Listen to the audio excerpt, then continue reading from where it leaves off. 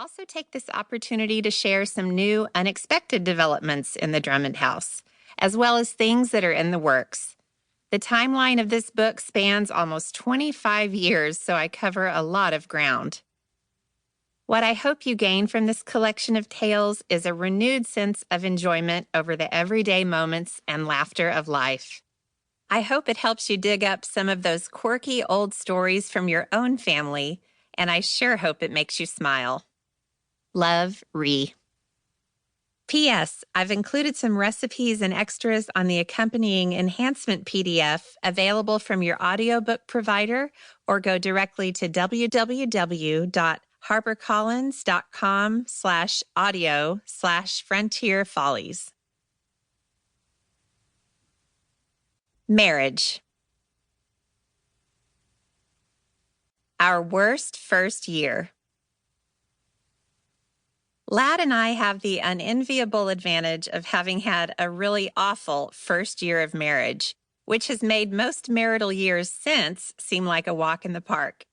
Now, today, at the ripe old age of I'm not telling, 51, I can put most of these newlywed struggles into perspective and say that awful is an exceedingly relative term.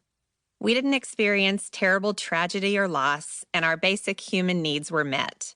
But still, it's an interesting phenomenon to look back on one's first year of marriage with one's husband and be able to agree that it absolutely excelled at being lousy.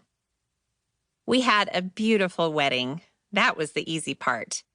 But during our honeymoon in Australia, I developed an inner ear condition, a result of the 14-hour flight from Los Angeles, that made me constantly dizzy and also prevented me from being able to walk in a straight line. This was slightly inconvenient for a young bride who wanted to be vivacious and glowing, but my equilibrium was kaput and I couldn't do anything about it. In addition, Lad couldn't find anything in Australia that he, with his palate of a 9-year-old, could bear to eat, so he was baseline hangry the entire trip.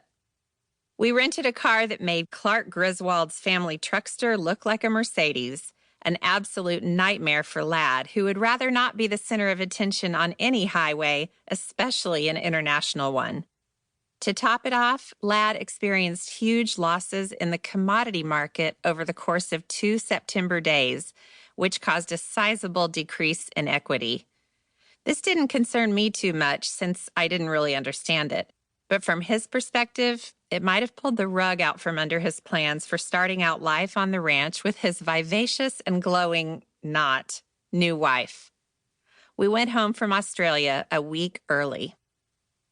When we got back to the ranch after our honeymoon, I found myself disoriented as a new resident of the countryside, and I had no idea where and how to get my bearings. I loved Lad and wanted to be with him and his wranglers more than anything, but I struggled to acclimate to my new rural reality. Horses stared at me through our bedroom window at night. I thought they were serial killers. Bobcats ransacked our trash. I'd never known this to happen during my upbringing on the golf course. A family of skunks moved in under our house. I smelled them every time they rubbed their stinky backs against the rough parts of the foundation, like a scratch and sniff book in hell. And the mice in the walls.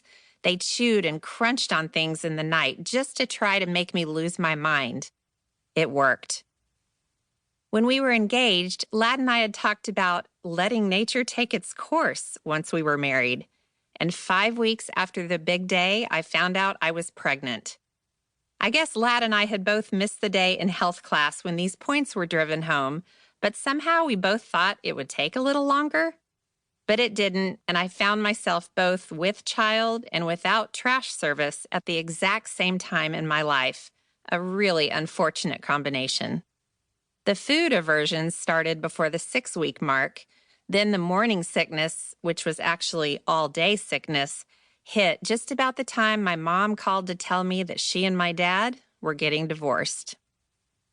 From there, I balanced vomiting and sobbing with driving to my hometown several times a week to check on my dad, all while my husband was working double time on the ranch to hold everything together. My poor cowboy was stressed, preoccupied, and depleted.